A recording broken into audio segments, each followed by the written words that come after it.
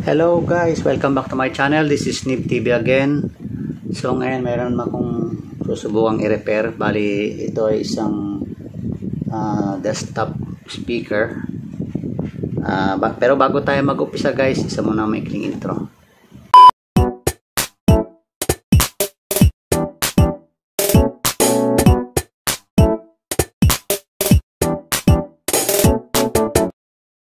Nire-repair ko ang desktop speaker ay ito guys. Bali ito yung harapan niya, wala na siyang mukha, pero wala namang panto guys, kasi parang kung nakita niya meron siyang butas, parang isinalpak lang dyan na parang ano lang siya, pang display. Pero ito talaga yung pinaka speaker niya. Ito dito yan. So layan natin ng konti. Ayan. Tapos sa likod niya, ito yung audio output ng speaker ilalagay. Ito naman ang kanyang audio input. Dito mo isasaksak yung yung galing sa player mo, o kaya sa cellphone pwede kung meron kayong jack. Tapos ito medyo nilagyan na lang ng 110 pa nakalagay rito, pero 220 na to. Sa 220 namin ginagamit. Bali ito guys, ang issue niya ngayon is parang wala siyang power. Tika, saksak natin itong kanyang pan. Yan, di kuryente kasi ito guys eh. So saksak natin. Ito yung kanyang controller. Binalutan na lang to natin kasi medyo nabasag na to. Nagkahiwalay-hiwalay ito. So binalutan na lang ng tape para magamit. Okay, so saksak natin. Yan, may power yan guys ha. Pakita ko sa inyo para maniwala kayo may power yan. Testingin natin muna. Yan o. Ito. So live yan. Okay. So ito yung kanyang pinaka-controller. Ito. Yan. Okay. Dati pag inaano to, ino-on dito, may ilaw to, indicator. Parang ito indicator niya. So ngayon wala siya. So meaning hindi na lang natin alam guys kung baka ampun dito ang kanyang bulb. Off natin, bunutin, buksan natin kung ano yung diferensya.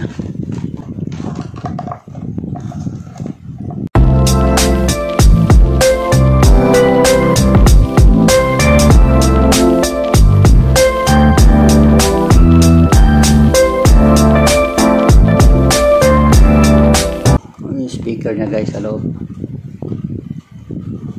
Ayan. So ito yung kanyang board. Ayan ang kanyang board. Maliit lang. Amplifier niya to guys. Board amplifier board. Tapos itong mga maliliit na wire na to, ito yung palabas. Ito yung naka-connecta dito sa controller. Ayan, naka-connecta dito yan. Tapos ayan. Okay, so ayan, nakaano na yan guys, kasi itong kuha na to 9 volts. Ayan o. So bali 110 to 220 to. Ayan. So kinonek siya sa 220. Okay, kasi 220 naman tayo. Tapos lalabas sa rito 9 volts AC. Tapos paglabas na rito sa capacitor na to, magiging ko na to DC. Okay. Ayan. saksakan, controller. Ito. So ito kanyang saksakan. Ito guys, saksak natin ulit. Okay, ngayon tester natin.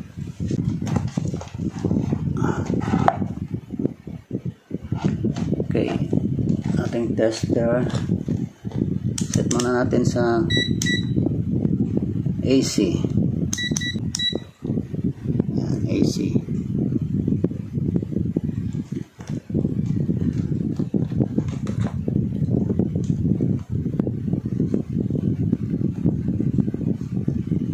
Check muna natin kung teka lang sandali. Kuha muna tayo sa continuity muna. Unahin natin i-check yung plug. Baka yung plug nya. Yan, sa continuity tayo. Bunutin ko ulit. Yan. Ito. Tapos i-check natin dito kung buo. Yan, naka-continuity yan guys. Yan o. Pag pinaan mo. Tignan natin. So, meron. Wala. Sa kabila.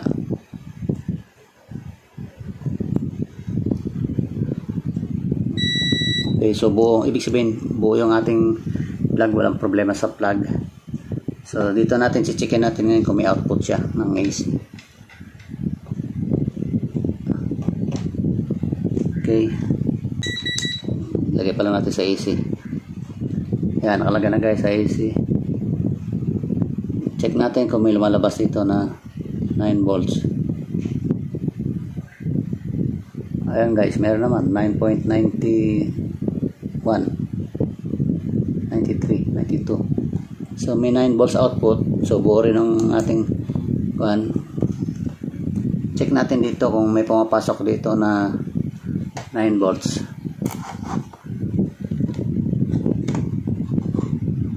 Ito yung kanyang plug dito para sa 9 volts. Dapat dito 9 volts din makuha natin. AC muna to guys kasi kuan check lang natin. So meron din 9.92, 93. So dadaan siya ng ayan, dadaan siya ng diode. Yan yung diode, 4 na diode guys. Ito, yung 4 na diode na yan. Bali, kanyan. Yung tinatawag na rectifier diode. So, naka-bridge. Kung na siya. Bridge sa rectifier na siya. Yung arrangement niya. So, check natin dito kung ilan yung output sa capacitor. So, pag dumaan siya ng diode, pag output niya sa capacitor, DC na siya. So, transfer natin sa DC. So, yan guys, DC na. Polarity to guys kasi DC na, may polarity. So, DC. Negative, ito yung may sign na yan. Negative to positive yung kabila. So, kailan makakuha tayo dito ng mga mataas na 9 volts or 9 volts exactly. Pero, usually, mataas siya ng konti. Dito galing sa ano. So, positive, negative. Uy, wala. Wala guys, oh. 0.4 lang DC. So, dito guys, may hindi nakarating ang voltahe rito. Maaring may diferensya yung diode nito kasi dito meron pa, oh. May nakuha pa tayo rito kaninang AC. Balik natin. Ano? 9.86. Dapat pagdaan niya sa diode, paglabas dapat dito DC, at least 9 volts pataas din siya. Dapat. Ano nakadi? Tingnan natin. Ano? Wala, oh. 0.4. So, ibig sabihin, hindi nakarating dito. So, ang gagawin natin, bago natin check diode, check din muna natin tong capacitor. Pero bago yan, bunutin muna natin, tapos i-discharge natin. Yan, ito binunot ko na. I-discharge muna natin yung capacitor. Check natin kasi baka may diferensya rin yung capacitor, pero wala naman ako nakikitang sa physical ano niya, appearance niya. Okay naman siya, hindi naman bulgy, hindi naman lumulobo yung top niya. So at least diyan pa lang na huli na natin, hindi na nakapasok ang kuryente. So wala nga talagang dadaan dito. Kaya pala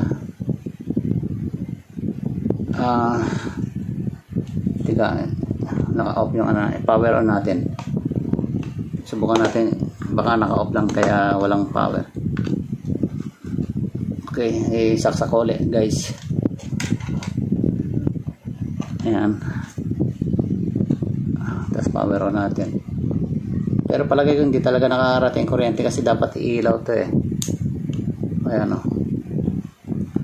Check din natin mamaya to pag halimbawa okay dito mamaya, tapos dito pag hindi umilaw baka pundido. Yan, naka-power on na guys. Ito, off natin ulit.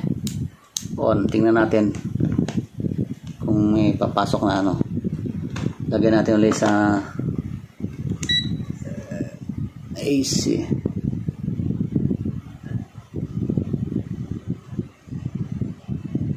Pero dapat meron kasi may AC na rito yan.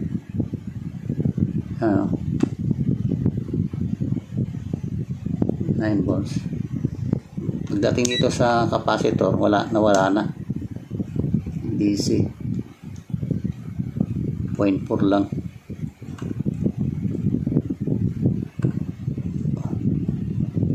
Bumaba pa kasi naka-power on tayo. Ibig sabihin nilagyan natin ng load, lalong bumaba. Okay, so check natin guys yung capacitor, tapos yung kanyang diode rectifier. Yan, binunot ko na uli. Short natin muna para sure tayo.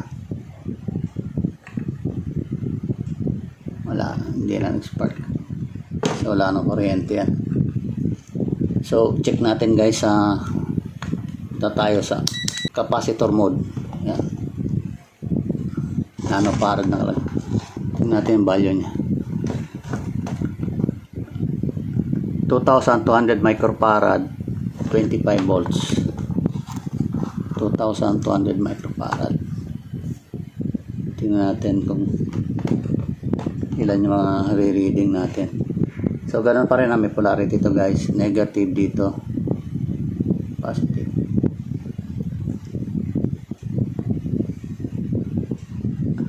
Ayan. Millifarad siya. 3.3 millifarad.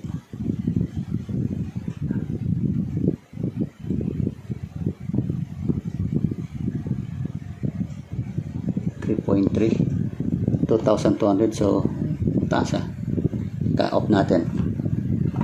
Baka ito kasi minsan nakaka-affect yung reading ng mga capacitor pag may mga load. Okay, so ulitin natin. Kailangan dapat kung millifarad ang binigay niya, hindi microfarad. Nasa 2 point something lang yan. Millifarad.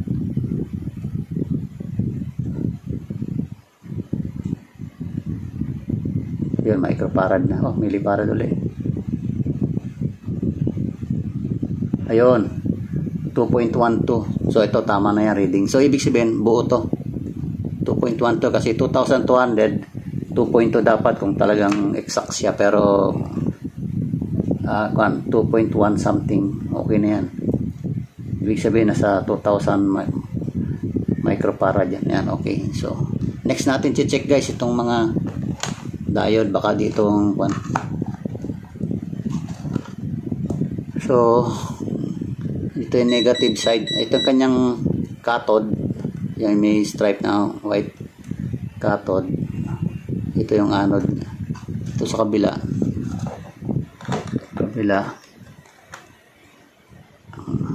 Parehas dito. Nasa taas cathode. Tapos yung mga anode niya, ayun yung nakapasok sa board. Sa ibaba. Gaya nito, sa taas yung cathode. Tama. Tapos sa baba yung anode. Ito. Ganon din dito sa kabila. Diba? Makita nyo ba guys? Tatakpan eh. Bunutin muna natin to para maluwag tayo. Walang sagabal.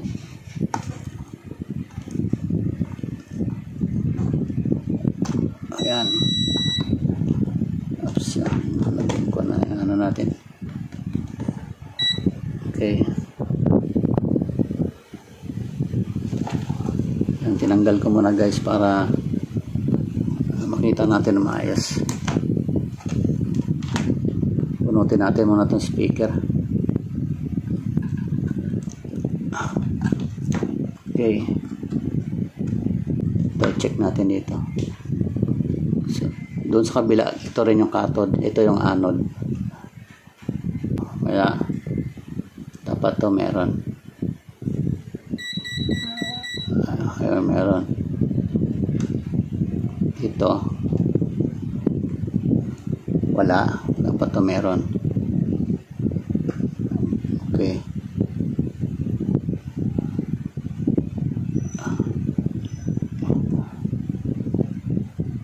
2.2. Diba ang mahirap mag-reading guys kapag naka-on.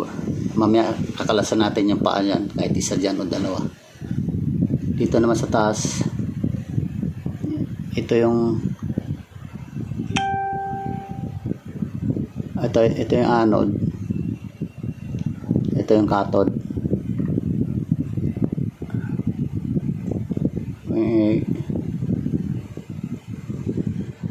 Iba-iba reading guys ha. Okay, so ang pinakamaganda ihang natin paa. Kahit dalawa lang dyan kasi magkaano sila eh. Itong isa saka dito magkapareha sila eh. So ito hang natin to. Ito.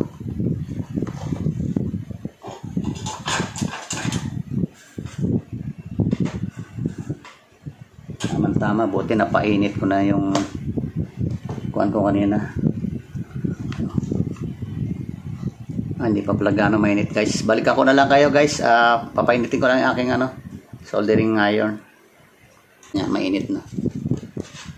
So bunot muna tayo guys ng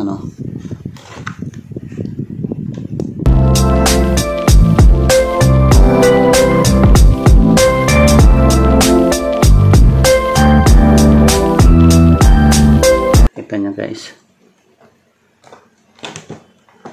Ayan, naghang tayo ng dalawang diode. Tapos check natin. Dito tayo nagtanggal ng isang paa. Tapos dito, tsaka doon. So, kapag sa digital guys, digital ang gamit nyo, forward bias ang test nito. Meaning, yung positive nasa nasa anode, tapos tong negative tip ng ating probe is nasa cathode. So ang cathode ito yung anode, so may reading siya. Dapat pag binaliktad yan wala. Okay, so dito naman ito yung magiging cathode. Tama, tapos ito yung anode. So, pag ganito naman, so meron, dapat dito sa baba, wala. Ayan. Ito naman guys, yung nakahang, i-test natin. So, ito yung kanyang anode, ito yung cathode. So, forward bias, wala. Palitan rin natin. Wala rin.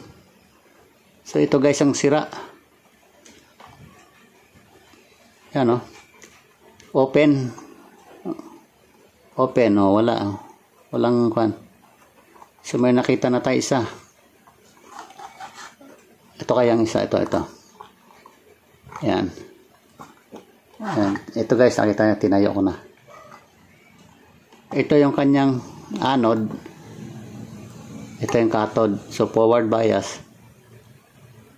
Yun, meron.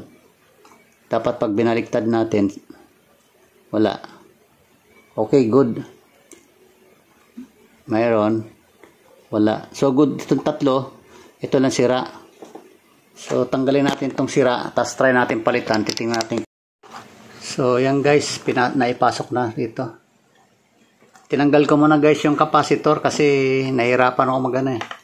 Hindi ako makatulak ng pan. Ngayon, okay na siya. So, itong bago, pasok naman natin siya dito din. Yan, nakaganyan. Tapos yung isang paa niya doon.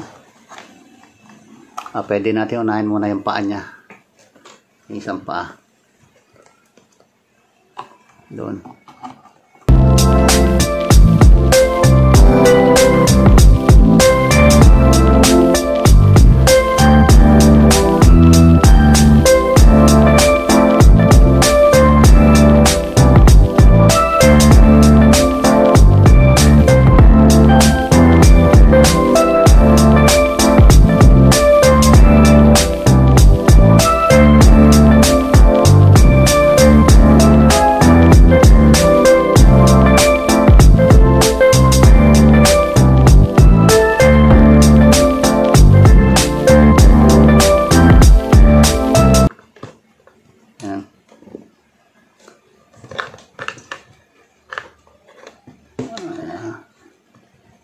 Ayan. 9 volts dito, AC. Ayan, 9.8. So, after dito dapat sa capacitor, DC na siya, no? Lagyan natin sa DC. Ayan, DC. Kailangan makuha tayo dyan mga 9 mahigit. Tulad na sinabi ko, meron na itong polarity negative dito.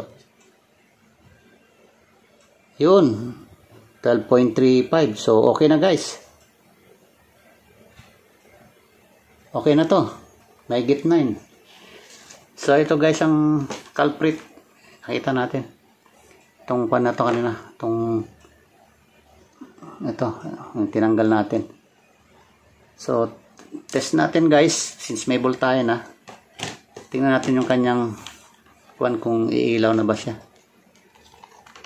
Kung hindi, pundido to. Tingnan natin. Yun! Oh my God! Wow! Guys, ayos na to. Na-repair na. Yan, off natin. Okay. Ayan. Tingnan natin pag may load, ilan yung kung nakaganyan.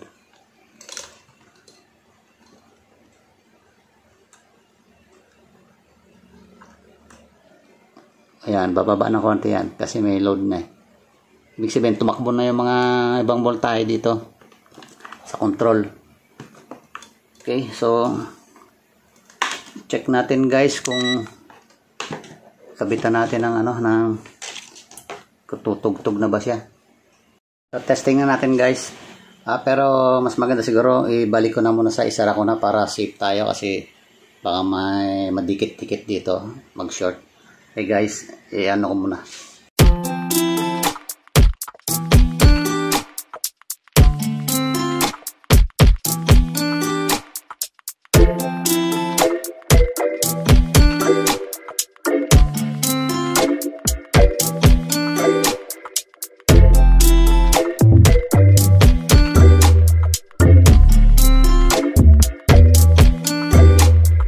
Ito guys, testing natin. Ito, kinonek ko na siya sa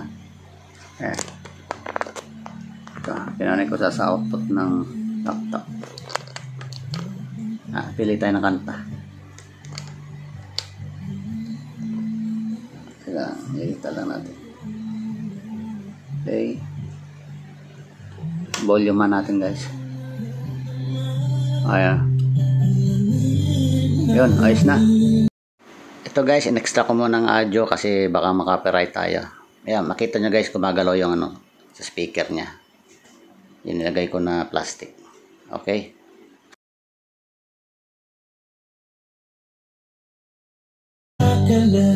Okay, pause. Pause yun, pinost ko. Hanap tayo ibang kanta. Ayan. Play. Pwedeng hinaan dito. Kasi nakalagay dito guys, power tsaka volume. Ayan. So, yun lang guys.